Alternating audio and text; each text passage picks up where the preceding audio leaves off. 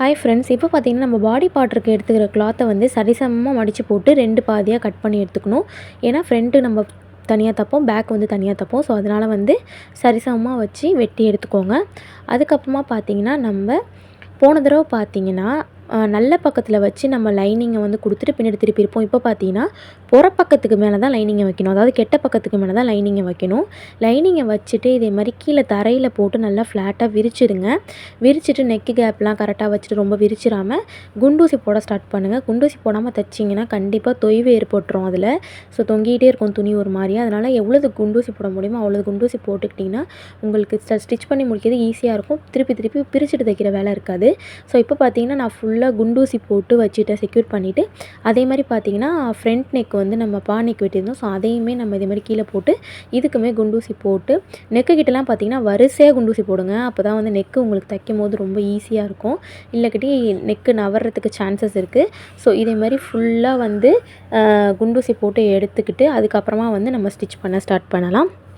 இப்போ பார்த்தீங்கன்னா நம்ம ஒரு தையல் சுற்றிலும் 1/4 இன்ச்சில் வந்து ஒரு தையல் போட போகிறோம் எல்லா இடத்துலையும். தையலுக்கும் பார்த்திங்கன்னா நம்ம 1/4 இன்ச் தானே விட்ருக்கோம். ஸோ வந்து அதேமாதிரி தையலுக்கு போடுற இடத்துல வரைஞ்சிக்கிட்டு நம்ம வந்து தையல் போட போகிறோம். ஃபஸ்ட்டு நெக்கை ஃபினிஷ் பண்ணிப்போம்.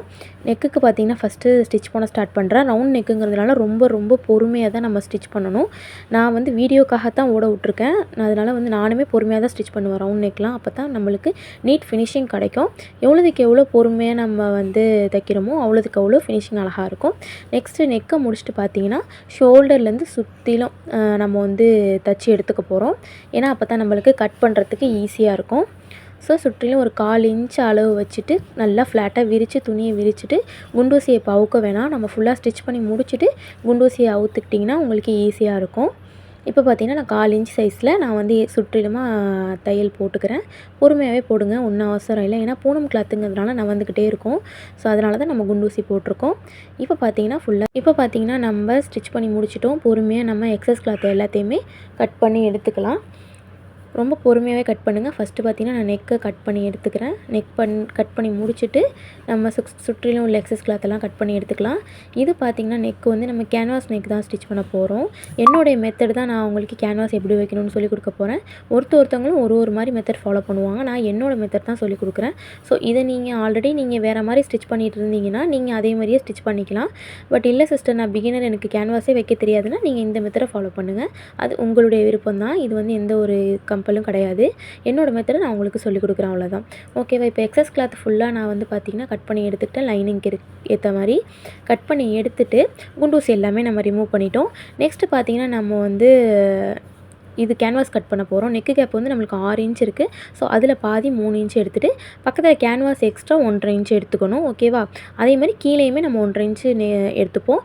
ஷோல்ட்ரு வந்து பார்த்திங்கன்னா நம்ம 1/2 இன்ச் ஷோல்டர் மார்க் பண்ணுவோம். மார்க் பண்ணிவிட்டு அதுக்கப்புறமா நம்மளுடைய முன்கழுத்து பார்த்திங்கன்னா 5.5 இன்ச் அதை மார்க் பண்ணிவிட்டு கீழே 1.5 இன்ச் மார்க் பண்ணுறோம். சைட்லேயும் 1.5 இன்ச் கேன்வாஸ்க்கு கொடுக்கணும், கீழேயும் 1.5 இன்ச் கொடுத்துட்டு ரெண்டையுமே நம்ம ஜாயின் பண்ணிக்க போகிறோம்.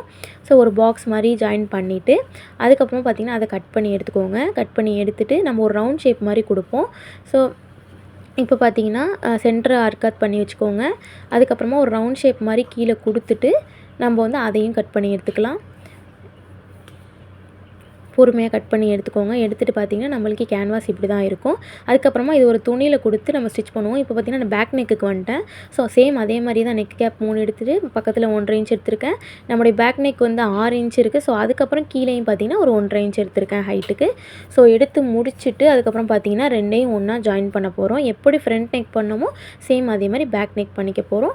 இதில் பார்த்திங்கன்னா கர்வை நான் வரைஞ்சிட்டே ஃபுல்லாகவே ஒன்றாவே கட் பண்ணுறேன். ஸோ பொறுமையாக பார்த்து கட் பண்ணி எடுத்துக்கோங்க. நம்மளுக்கு ஃப்ரண்ட் அண்ட் பேக் நெக் கிடச்சிரும். அர்காத் சென்டரை வந்து அர்காத் பண்ணி வச்சுக்கோங்க. நம்மளுக்கு சென்டர் ரொம்ப முக்கியம்.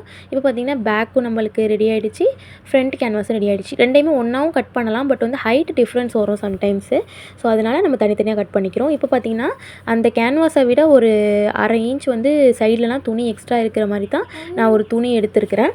துணி எடுத்துகிட்டு அந்த சாஃப்டாக இருக்கும் ஒரு ஷைனிங்கான ஒரு பக்கத்தை வந்து துணிக்கு மேலே வச்சுட்டு நம்ம அயர்ன் பண்ண போகிறோம். அந்த கம்மு வந்து பார்த்திங்கன்னா அந்த துணியில் அப்படியே ஒட்டிக்கும்.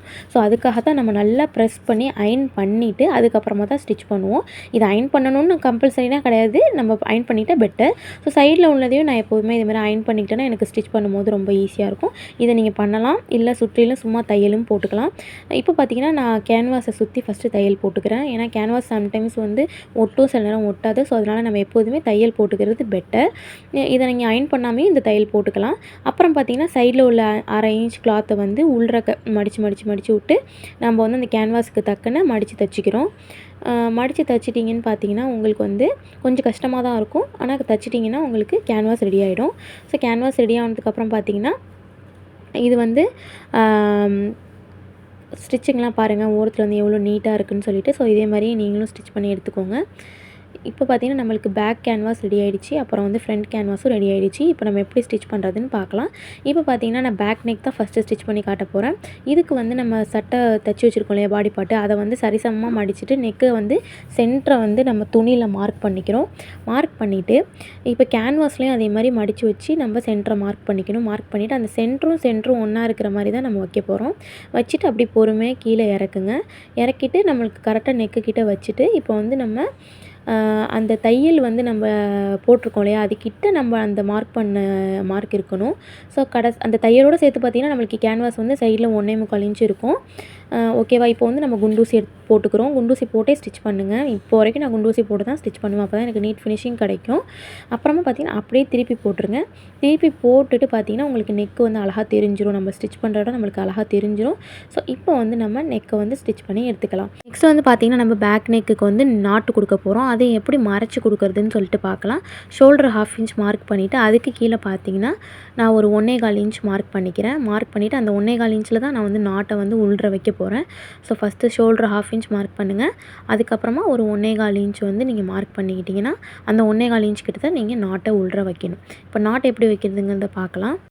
இப்போ பார்த்திங்கன்னா நம்ம நாட்டை வந்து 2 துணிக்கும் நடுவில் தான் வைப்போம். கேன்வாஸுக்கும் மெயின் கிளாத்துக்கும் நடுவில் தான் நாட்டை வந்து நம்ம இன்சர்ட் பண்ணி அந்த தையல் கரெக்டாக நம்ம மார்க் பண்ணியிருக்கோம் இல்லையா, அதுக்கிட்ட வச்சு ஸ்டிச் பண்ணுவோம்.